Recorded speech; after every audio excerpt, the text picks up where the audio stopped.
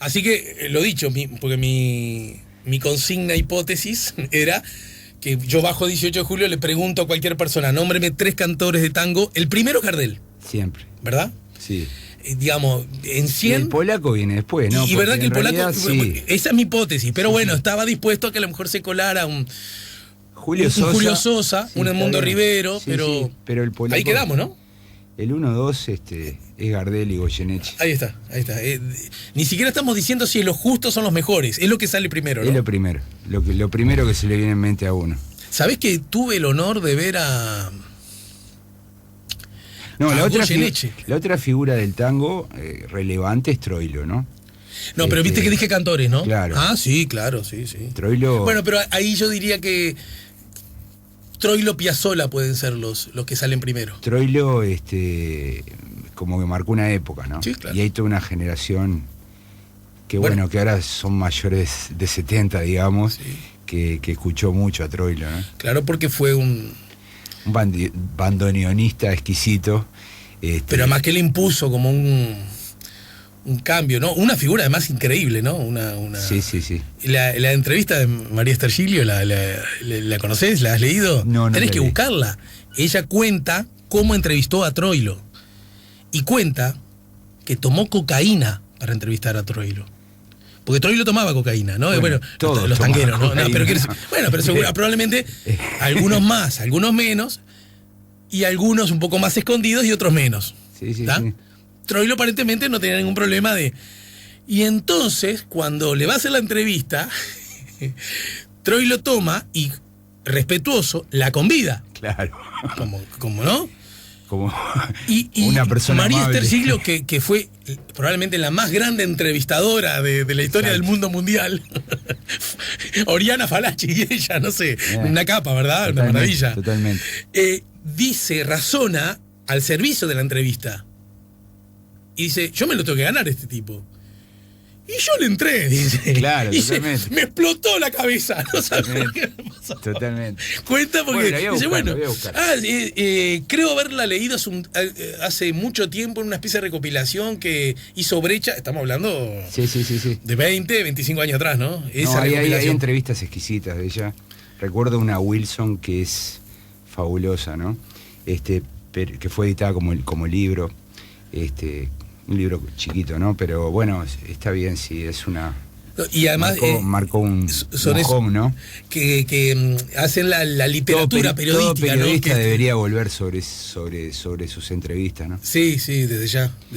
Bueno, mi querido Daniel Giaschetti, estamos poniendo la mañana en camino contigo y bueno, se impone hablar de lo el tema anunciado ayer. El tema, bueno, se viene el presupuesto, ¿no? Y esto es... Digamos, todavía no se conoce, ¿verdad? No se conoce, pero estamos ahí en las gateras. El presupuesto quinquenal es la principal ley de todo periodo de gobierno, ¿no? No solamente porque ordena los gastos, los salarios públicos, las inversiones, sino también porque lo que todo presupuesto hace es expresar cuáles son las ideas generales del gobierno, ¿no? Las ideas fuerzas para el periodo. Entonces es muy relevante, muy relevante. No te quiero sacar de tema, pero me gustaría que... Porque vos tenés una mirada un tanto crítica acerca del presupuesto tal como Uruguay tiene la necesidad de elaborarlo de forma quinquenal, ¿no?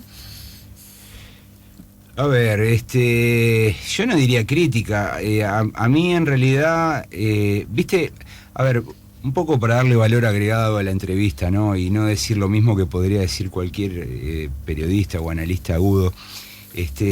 La política presupuestal es una política permanente, continua.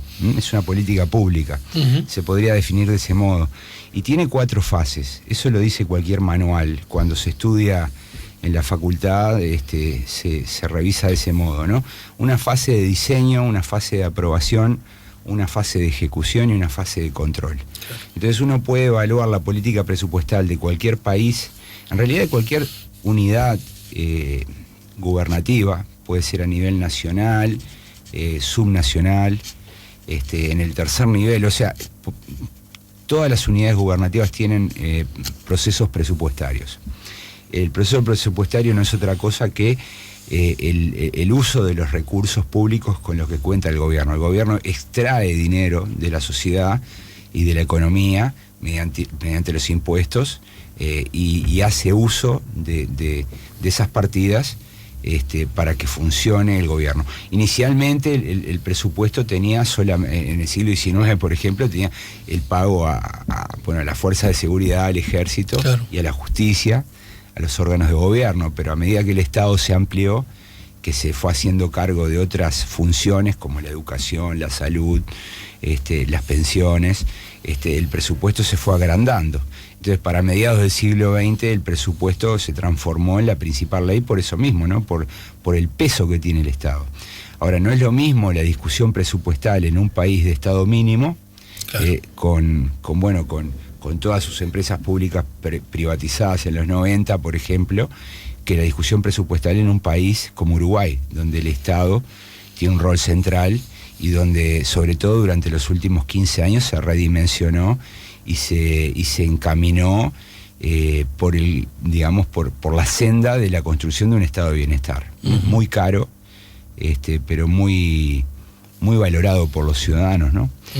Cuando hablo de estado de bienestar me refiero a tener el mejor sistema de salud de América Latina.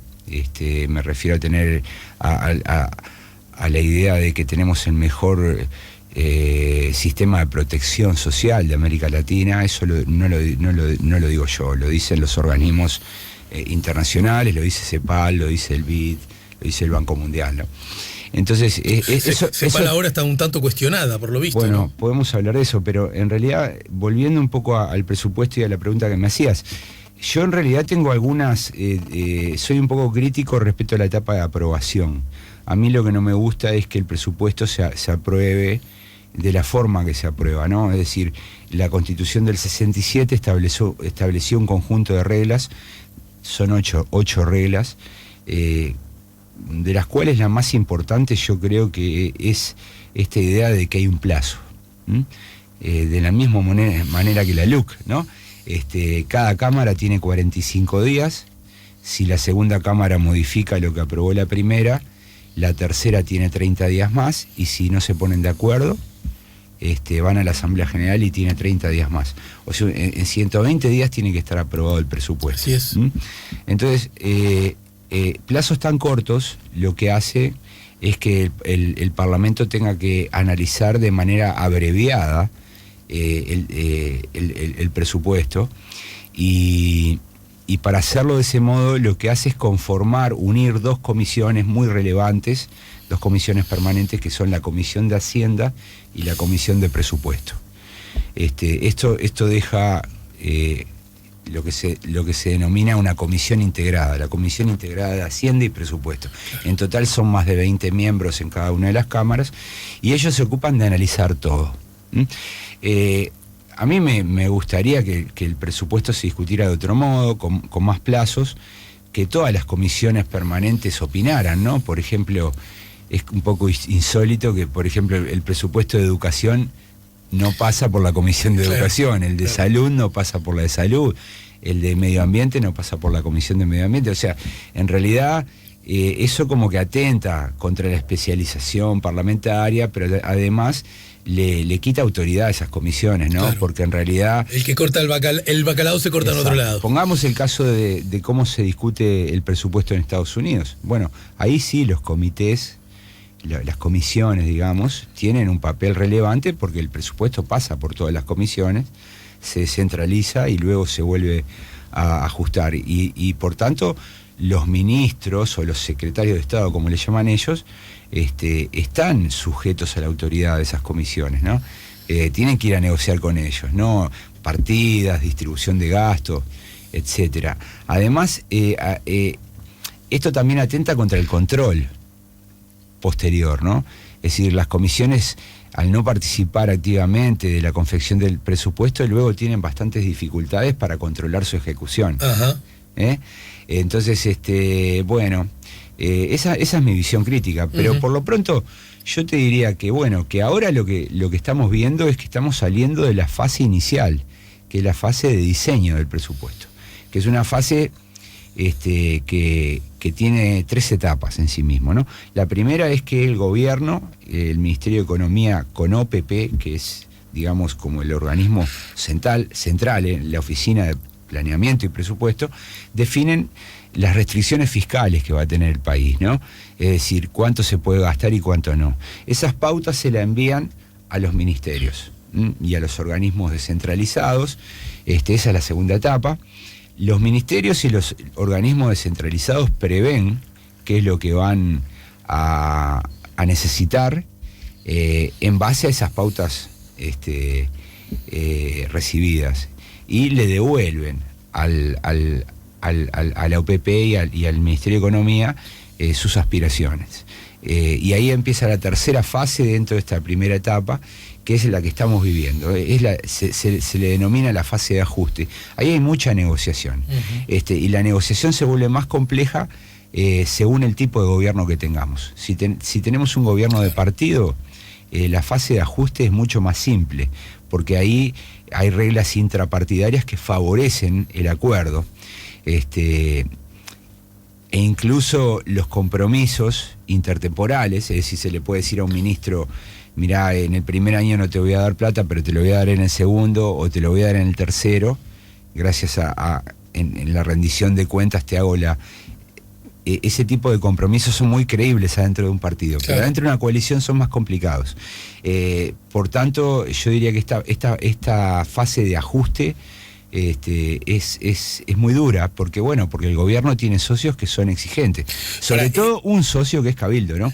Cabildo está haciendo pesar sus compromisos de campaña. Esta fase de ajuste es previa incluso a la discusión después parlamentaria, ¿no es cierto? Yo decía, la etapa de diseño tiene 3 fases. La fase de ajuste es la fase final de la etapa de diseño. Luego entramos en la segunda etapa, que es la de aprobación, digamos. Aprobación.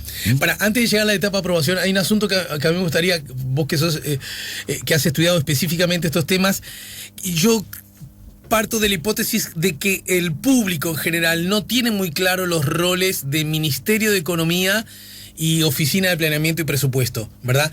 En ese sentido, ¿cómo accionan, cómo actúan en esa elaboración, en ese diseño presupuestal?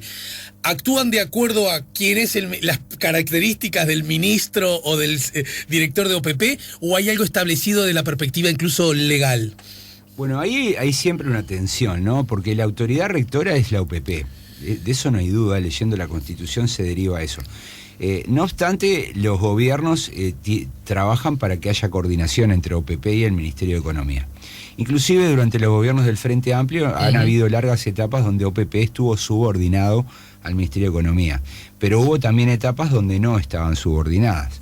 ¿Te acordás durante el periodo de Mujica, la idea de los 2 equipos económicos? Exacto. Bueno, OPP tenía una visión que no era idéntica, había algunas matices, y por tanto tenía sus propios planes, pero lo normal es intentar, y para eso el presidente, cuando selecciona el personal, quién va a estar al frente de la Oficina de Planeamiento y Presupuesto, busca gente que se entienda con el ministro de Economía, ¿no? Entonces, yo te diría que si están alineados, ahí empiezan a pesar otros atributos de los personajes, ¿no? Es decir, si son del partido del presidente, si son de la fracción del presidente, el compromiso que el presidente haya tomado con ellos. Me parece a mí que en este caso Alfie es muy influyente, ¿no? Y eso debe tener que ver, por el hecho que el Partido Colorado es el principal socio del partido de gobierno, y además porque el propio Alfie debe haber puesto condiciones al momento de aceptar. ¿Te acordás que su designación no fue lineal? Se le propuso, él dijo que lo iba a pensar, estaba en dudas, debe haber puesto condiciones, me parece que el gran personaje en toda esta etapa es Alfie, ¿no? Hay que mirar lo que él hace, lo que él dice, por más que él es muy cuidadoso y trata de no vulnerar la autoridad de Azucena Arbeleche. Es muy cuidadoso, pero de todas maneras parece que es el hombre fuerte en este proceso presupuestario, ¿no? Y ahora, naturalmente, ya el almanaque indica que vamos a tener que ingresar a la etapa de la aprobación. Sí. Hay que recordar algo que es muy obvio, y es que el Parlamento, el Poder Legislativo, no puede decidir nuevos gastos, pero sí rediseño de los mismos, ¿no? Claro, esa es otra restricción. Es decir, el Parlamento no puede aumentar gastos. Y si lo va a hacer, tiene que proporcionar una fuente de sustentación, ¿no? Por ejemplo, en otras épocas se decidía, no sé, aumentar un gasto y se creaba un impuesto, ¿no? Entonces los parlamentarios eran muy ingeniosos. Hay un montón de impuestos que se pagan actualmente, impuestos chiquitos a veces, ¿no? Yo qué sé, los timbres, que fueron diseñados para sustentar aumentos presupuestarios, ¿no? O creación de nuevas partidas. Lo cierto es que hoy por hoy está muy restringida. Uh-huh. Esto vuelve un poco, digamos, un poco áspero el proceso, ¿no? Por ejemplo, en Brasil, la Constitución del 88 lo que dispone es que hay una proporción del presupuesto. Yo ahora no recuerdo cuánto es el porcentaje. Si es, no quiero tirar un número que me lleve a equivocarme, no sé si es 5 o 15%, pero hay una pequeña porción del presupuesto donde los diputados tienen libre disponibilidad. Ajá. Es como una piñata. Entonces ahí hay un juego muy intenso de negociaciones para ver quién se lleva el dinero, ¿no? Sobre todo en un estado federal y tan grande, ¿no? Los diputados paulistas con los cariocas hacen alianzas y tratan de quedarse con una parte. Eso se traduce normalmente en mucha inversión local, ¿no? Obras, rutas, puentes, instalación de infraestructura, y eso le da mucho más sabor al proceso, ¿no? Por lo menos para quien lo mira de afuera. Acá es un proceso mucho más cerrado, y lo que hacen los parlamentarios es trabajar mucho sobre la redistribución, ¿no? A veces, bueno, los diputados no están de acuerdo, y los senadores no están de acuerdo, y lo que hacen es presionar al Ejecutivo. Entonces la Constitución establece la posibilidad de que el Poder Ejecutivo envíe hasta 2 mensajes complementarios, que eso es una herramienta muy relevante, porque si el presupuesto se tranca, y no hay forma de generar esas mayorías que lo apruebe, el Poder Ejecutivo puede mandar un mensaje que resuelva el dilema, ¿no? Hay que recordar que si el presupuesto no se aprueba, queda el presupuesto anterior. Claro. Eso sería nefasto para cualquier nuevo gobierno, porque el presupuesto anterior tiene las preferencias del gobierno anterior. Exacto. Entonces, bueno, me parece... énfasis, los sesgos propios de un partido distinto, digamos. Exacto. Entonces, lo que vamos a presenciar ahora es que la Constitución dice que a los 6 meses, a los 180 días de asumido el nuevo gobierno, tiene que enviar el presupuesto. Entonces, el 1 de septiembre se tiene que presentar el presupuesto quinquenal. Bien, y el presupuesto como tal... El presupuesto quinquenal prevé gastos para el segundo año de gobierno, para el tercero, para el cuarto, para el quinto y para el primer año del próximo gobierno. Uh-huh. Bueno, lo que acabamos de ver ahora, ¿verdad? Cuando se discutió la rendición de cuentas. Y lo otro es que la rendición de cuentas puede revisar, puede abrir y puede cambiar cosas. Entonces, no es un presupuesto cerrado. O sea, no se puede decir que sea rígido por ser quinquenal. Se puede decir sí que el presupuesto es rígido porque una parte relevante, importante, tiene que ver con los gastos corrientes.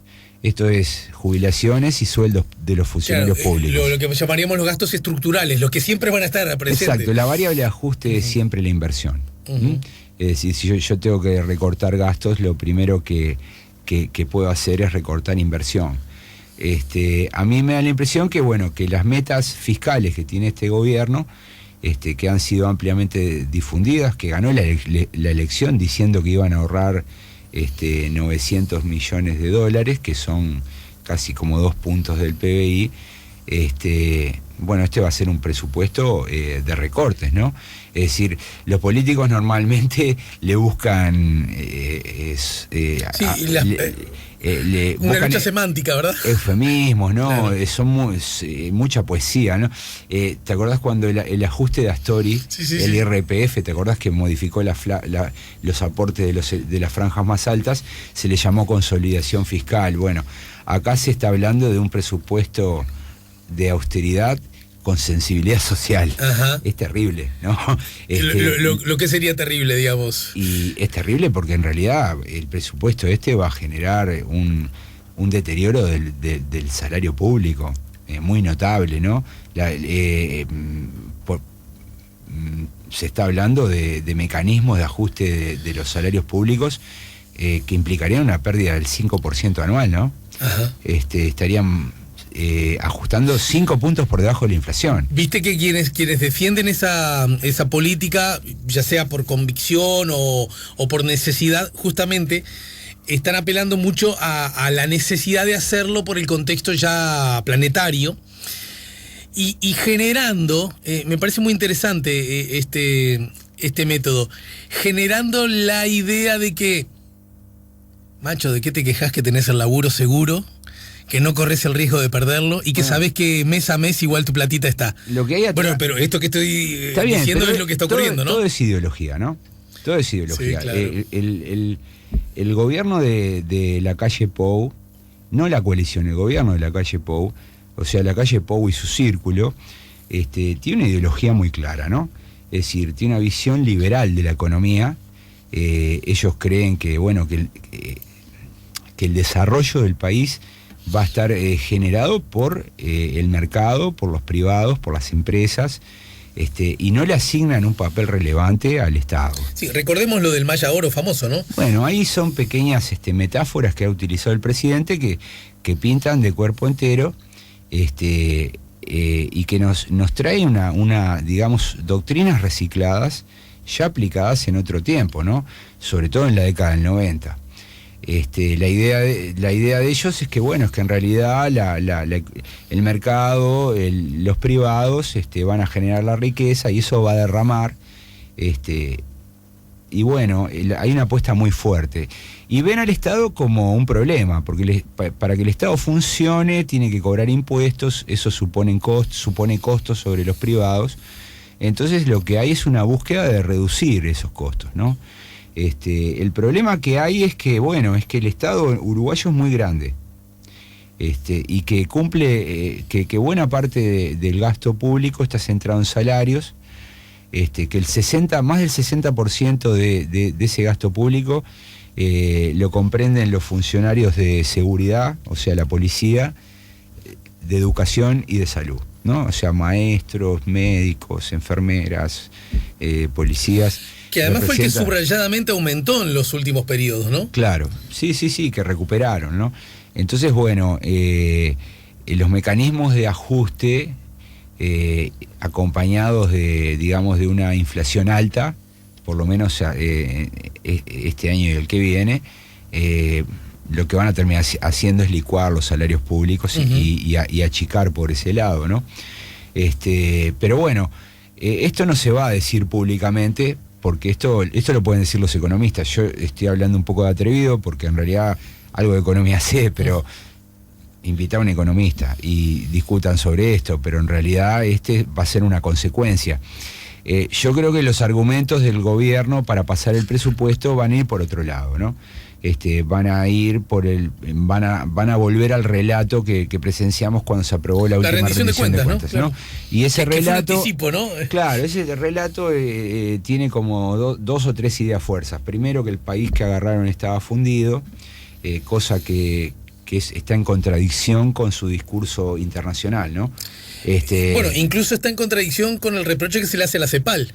Bueno, totalmente. Porque se le dice a la CEPAL, gastamos menos porque en realidad no necesitábamos gastar tanto. Claro, exactamente. No bueno, gasta tanto porque se ve que la cosa no estaba tan mal, ¿no? Como la prueba 9. O es una o es otra. Pero bueno, a ver, acá hay una batalla por ganar la opinión pública, sí, claro, ¿no? Claro. Convengamos que la opinión pública es muy relevante para este gobierno, porque la calle Pou, la gobernabilidad de la calle Pou depende de la coalición y para que la coalición esté unida se necesita un presidente y un gobierno popular. Entonces, instalar esta idea de que el país estaba fundido es un componente muy fuerte, discursivo. La otra idea es que no solo estaba fundido, sino que los gobiernos anteriores hicieron despilfarros. Esta idea va a ser fuerte. Está previsto que durante el trámite del presupuesto se vayan conociendo los resultados de las auditorías que el gobierno ordenó en muchos ministerios y empresas públicas. Eso, para mi gusto, va a reforzar la idea de que en verdad, si es verdad que el país estaba fundido y que hubo despilfarro, es más fácil imponer medidas restrictivas, ¿no? Que en última instancia es pedirle a la gente que se ajuste el cinturón. Algo así como, tenemos que hacer esto, pero no somos nosotros los responsables de hacer esto. Exacto, no tenemos otra opción. Ese es un poco... Miren, estamos haciendo esto, no nos gusta hacer lo que estamos haciendo, pero no tenemos otra opción porque somos responsables y nos tenemos que hacer cargo. Esa es un poco la idea, fuerza del gobierno. Y con esa idea van a tratar de que toda la coalición vote y que los argumentos de la oposición se pierdan, ¿no? En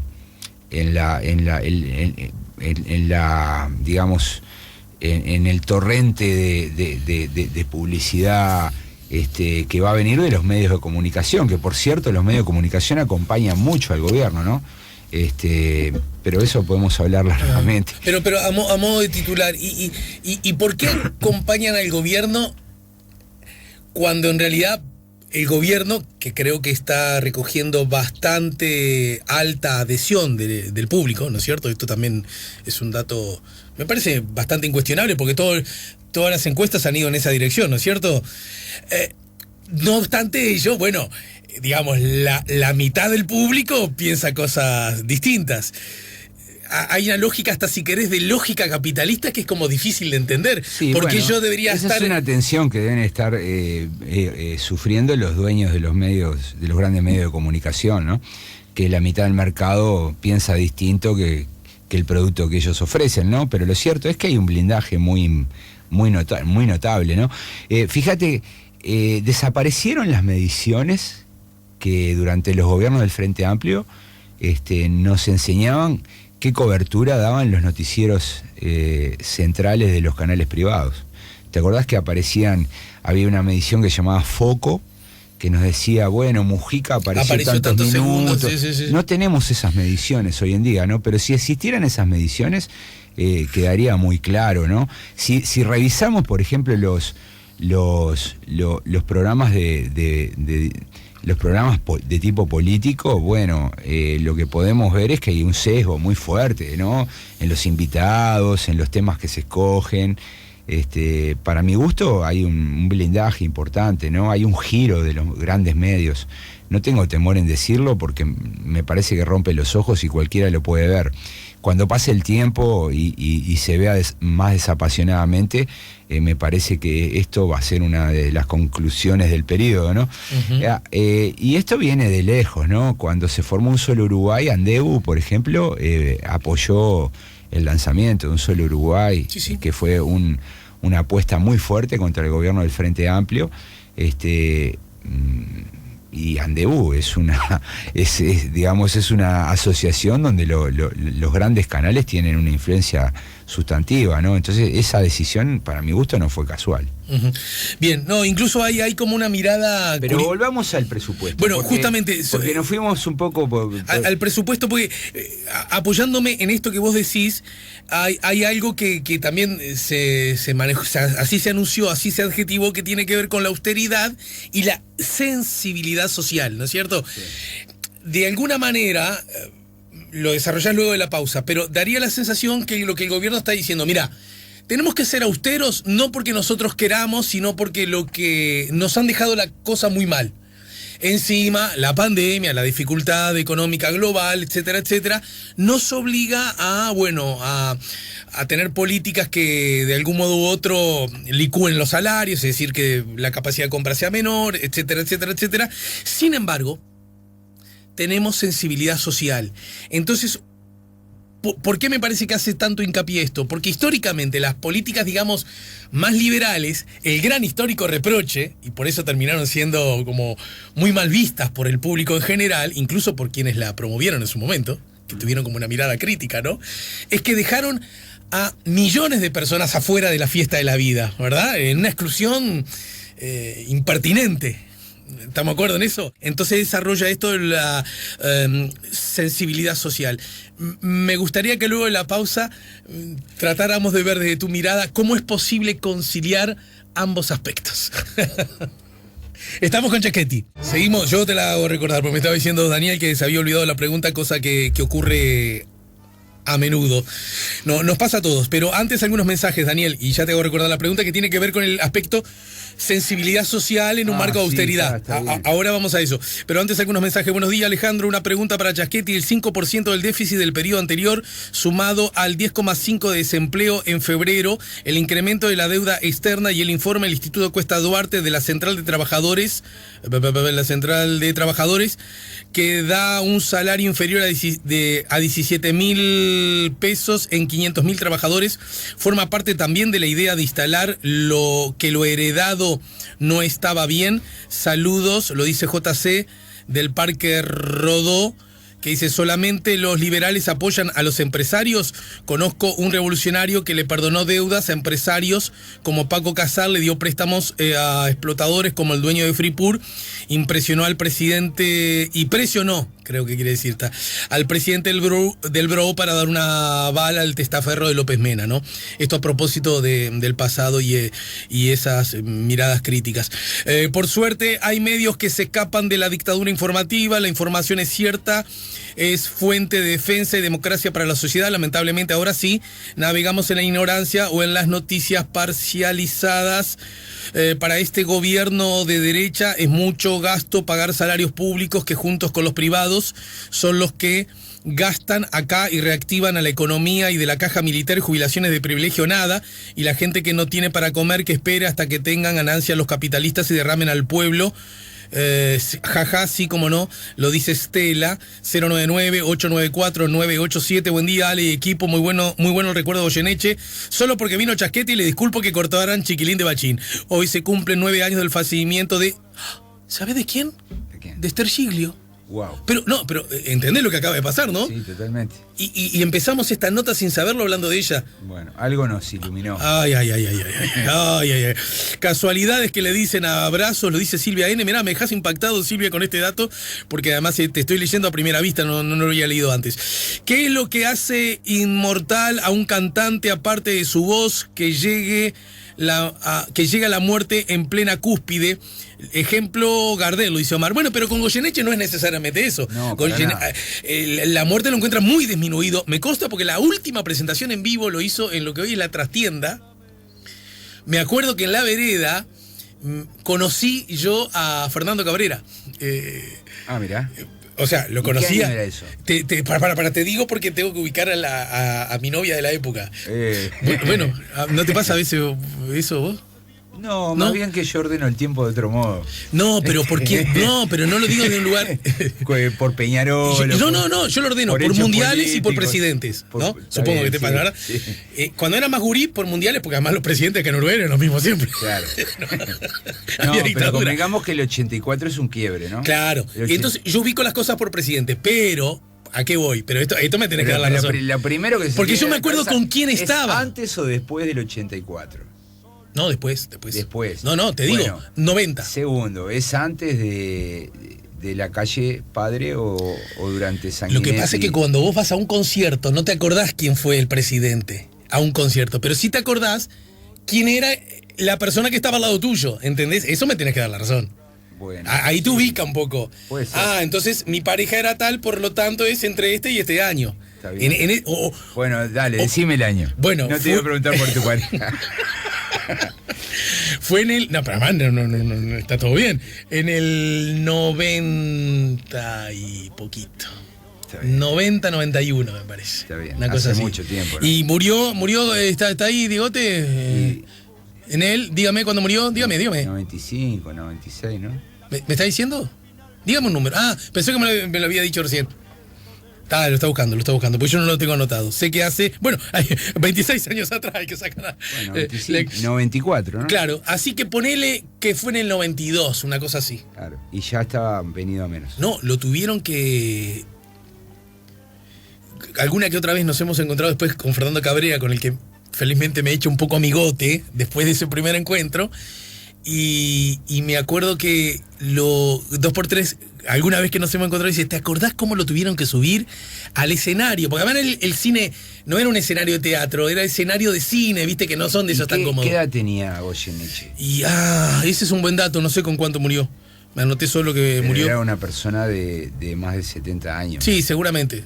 Bien. Igual, repito, estaba muy disminuido, bueno, chupaba mucho, en fin, ¿no? Sí, bueno, todos los excesos. Y me acuerdo que que él estaba cantando, repito que lo ayudaron a subir al escenario, ¿no? Estaba cantando con 2 guitarras, él cantando, y una mujer le hablaba de la platea, Roberto, Ponaco, o le pedía temas, ¿viste?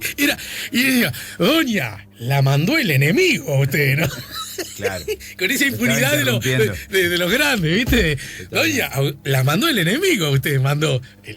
Todo el cine se vino abajo, ¿no? Aplaudiendo al polaco y pobre mujer, generando un bullying implícito a la pobre doña. Bueno, volviendo al tema, entonces, murió con 68, no tan veterano, 68. Y murió en el 94. Entonces cierra. Porque fue, pero no es que actuó y enseguida murió. Fue la última vez que actuó en Uruguay, pero... Después siguió actuando. Pásele un par de años más, ponele. Me suena 92 lo que te digo, 91, 92. Bueno, volviendo a lo... ¿Cómo se hace para aprobar un presupuesto austero y mantener la sensibilidad social? Exacto. ¿Cuál es el alcance de esas dos palabras? Es difícil, a ver, es cierto, como vos decís, que bueno, que ahí en los 90 este tipo de ajustes generaron bolsones de pobres muy grandes, y lo que, por lo menos en los casos exitosos que rescataba la literatura, cuando te digo casos exitosos, recuerdo que era el caso de Salinas de Gortari en México y de Alberto Fujimori en Perú. Uh-huh. Lo que hicieron ellos fue armar los primeros programas de transferencias, ¿no? Para sectores sociales desprotegidos, ¿no? Eso era muy de derecha en los 90. Luego, cuando empezó a ganar la izquierda en América Latina y utilizó las mismas herramientas, como que perdió ideología y bueno, las transferencias a sectores muy, muy vulnerables se volvió como una herramienta estatal. Son políticas focalizadas, distintas a las políticas universales, ¿no? Para que tengas una idea, las asignaciones familiares están bastante focalizadas. La tarjeta mía está todavía más focalizada, pero la educación pública es para todos, es una política universal. Uh-huh. O sea, entonces cada política pública puede tener una expansión distinta. Bueno, el invento de estas políticas focalizadas, muy dirigidas para públicos en situación de pobreza extrema, bueno, lo inventó la derecha en el continente en los años 90.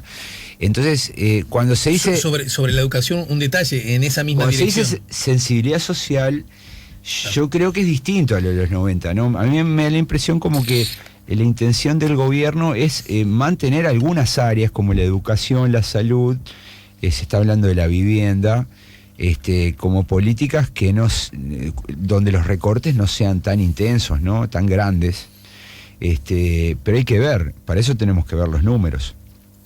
Yo digo que en principio es difícil conciliar esto. Creo más en la idea, no es que yo crea, sino que me parece más convincente el relato que dice, bueno, nos ajustamos ahora y a medida que vayamos se vayan alcanzando los resultados, probablemente, bueno, toda la dimensión social se va a ir desplegando, ¿no? ¿A qué me refiero con esto? En la medida que, bueno, que bajas el déficit, que si la economía crece, el país va a recaudar más y bueno, ahí se va a tener fondos para poder invertir. Pero todo esto sujeto a un conjunto de supuestos. No, y además hay algunos que ya no son supuestos, y es que hay gente que está cayendo en la pobreza desde marzo para acá, ¿no es cierto? Porque además, si uno mira, uno tiende a sospechar que todo este conjunto de medidas son procíclicas. O sea, vos tenés la economía parada y si al mismo tiempo vos recortás el gasto público, lo que estás haciendo es retirar dinero del mercado, ¿no? Uh-huh. Entonces, es decir, los funcionarios públicos, que no son pocos, van a tener menos dinero para gastar. ¿Qué va a hacer esas familias? Bueno, lo primero que van a hacer es recortar. Sí, claro. ¿Y qué recortan? Bueno, no sé, cortarán el cable, cortarán el gimnasio, cortarán, gastarán menos en el supermercado, gastarán menos en la feria. Irán menos a la pizzería. Claro, dejarán de salir de noche. Todo eso es enfriar la economía. Y el resultado es terrible. Ahora, lo que dijo ayer el presidente es que hay una apuesta fuerte para atraer inversiones extranjeras. Que bueno, que eso todo gobierno lo desea, ¿no? Una de las características de los primeros 2 gobiernos del Frente Amplio fue que la inversión extranjera fue altísima, ¿no? Fue la más alta de la historia. Pero hoy por hoy no tiene mucho asegurado el gobierno, porque el mundo está muy, muy inestable. Es un mundo azotado por la pandemia, donde el comercio cayó. Fíjate que CEPAL está diciendo que América Latina en el 2020 va a retroceder una década de crecimiento. O sea que vamos a volver al 2010. Todo lo que avanzamos entre el 2010 y el 2020 lo vamos a perder solo en el 2020.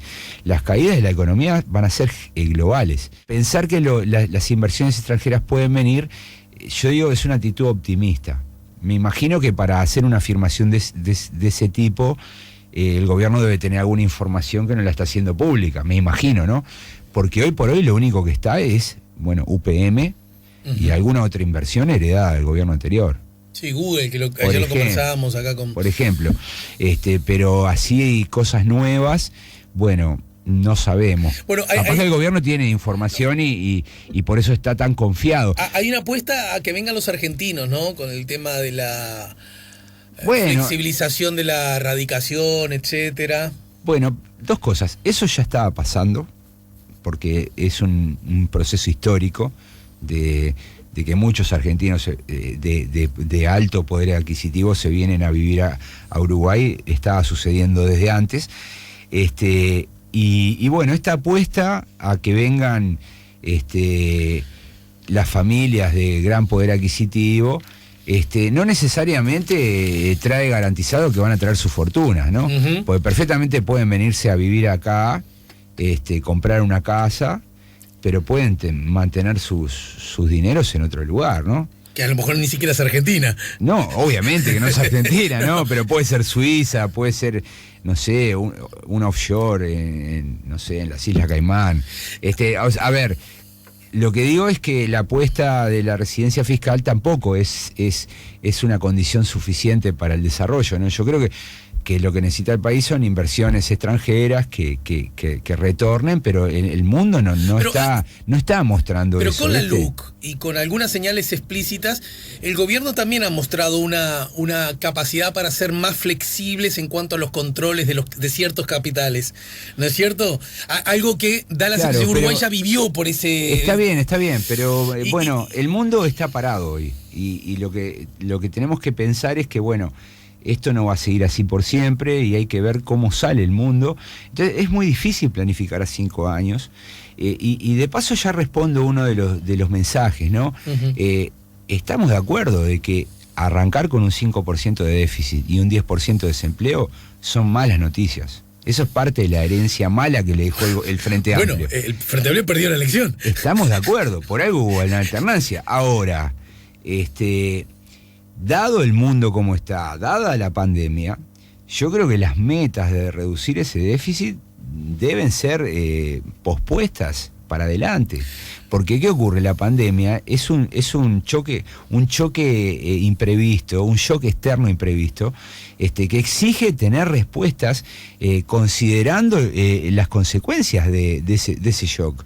Y las consecuencias es que estamos aumentando el número de pobres, la economía va a caer 4 o 5 puntos. Pero Daniel, incluso hay un asunto, ya sé que esto quizás es un área más económica, que nadie ha logrado explicármelo, y es porque una cosa es cuando tus números empiezan a estar muy mal, pero otras cosas cuando tus números empiezan a estar muy mal y los de la humanidad entera también. Entonces, el que te pone notas, por ejemplo, para el grado inversor, por decirte algo, no te va a reprochar, mirá que aumentaste el déficit, porque ese que te pone las notas, en el país donde vive ese señor, está ocurriendo lo mismo, y el país que visitó, ¿se entiende? Mira, como... yo hace más de 10 años que cada año viene alguna de estas empresas que califican la deuda uruguaya y me hacen entrevistas.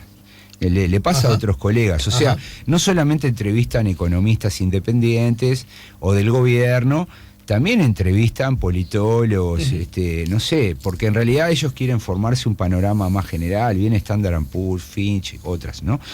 Y en general uno conversa con los oficiales de estas agencias, y lo que parece bastante claro es que la regla general cambió. Ya la cota no es 0. Porque cuando vos decís 5 es muy alto, es porque tu cota es 0. Y vos lo que esperás es que cualquier gobierno esté próximo al 0. Tenga un 1, un 2% de déficit a lo sumo. Ese era el mundo antes de la pandemia. El mundo después de la pandemia, la cota dejó de ser 0, ¿no? Entonces va a haber países que van a tener déficits fiscales por encima de los 10 puntos. Pero a eso me refiero. Por lo tanto, el escenario cambió. Entonces, seguir manejándose la medida no es la misma, con el supuesto de que las calificadoras nos van a quitar el investment grade rápidamente si no ponemos el déficit en 2 puntos, me parece que es una cuestión ideológica.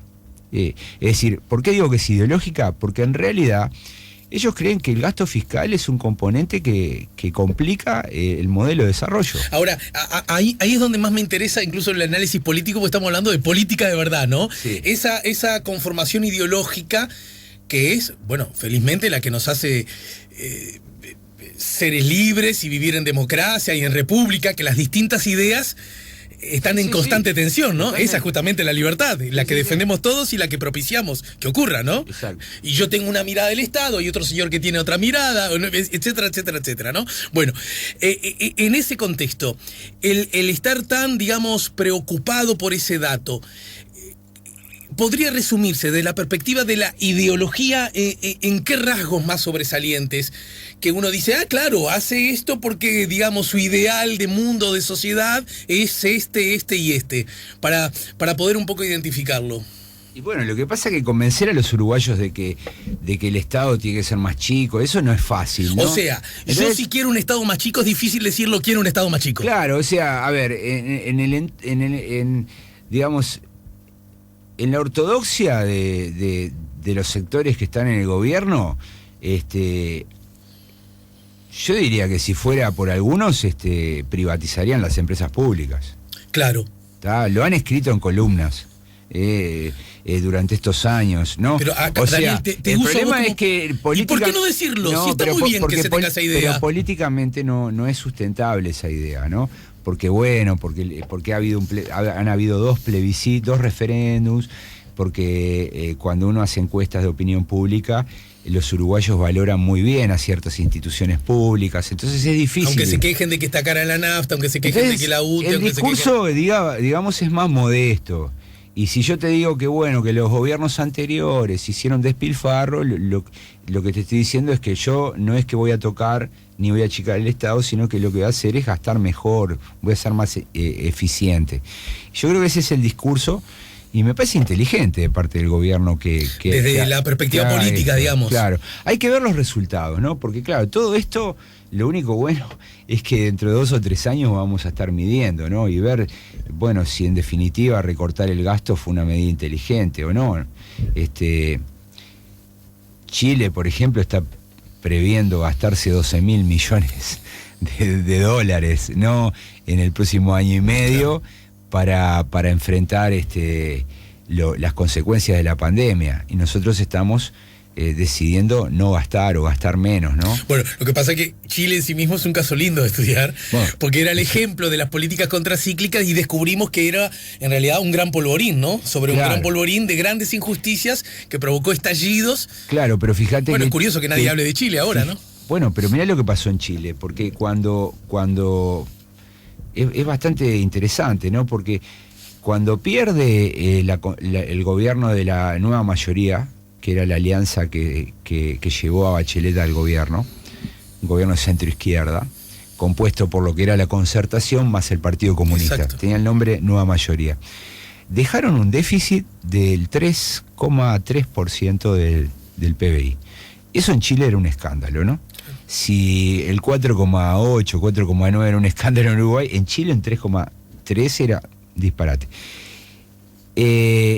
Piñera, en el primer año, llevó el déficit al 1%. O sea, recortó. No había pandemia, pero recortó y luego vino el estallido. El estallido de octubre, la gente salió a la calle. No digo que haya una relación entre el ajuste que hizo Piñera y el estallido, porque el estallido obedece a causas más estructurales del sistema político. Pero lo que te digo es que vino el estallido, después viene la pandemia, viene el fracaso del gobierno en el combate a la pandemia, y lo que termina siendo es como una suerte de ensayo y error, es implementar una política contracíclica que supone gastar y que va contra todos los presupuestos ideológicos del gobierno de Piñera. Entonces, ¿cuál es la enseñanza? Bueno, que a veces la realidad te empuja a hacer cosas que vos no las harías de acuerdo a tus ideas, ¿no? Sí, claro. Entonces, un poco eso nos pareció en marzo, ¿no? ¿Te acordás cuando apareció la pandemia y se citaba a Keynes? Muchos pensamos, bueno, capaz que este gobierno termina siendo empujado por la práctica, por la realidad, termina haciendo cosas diferentes a las que uno esperaba. Sí, incluso frenando el ingreso de la luz, ¿te acuerdas? Pero como la pandemia, como la gestión de la pandemia fue buena en términos sanitarios,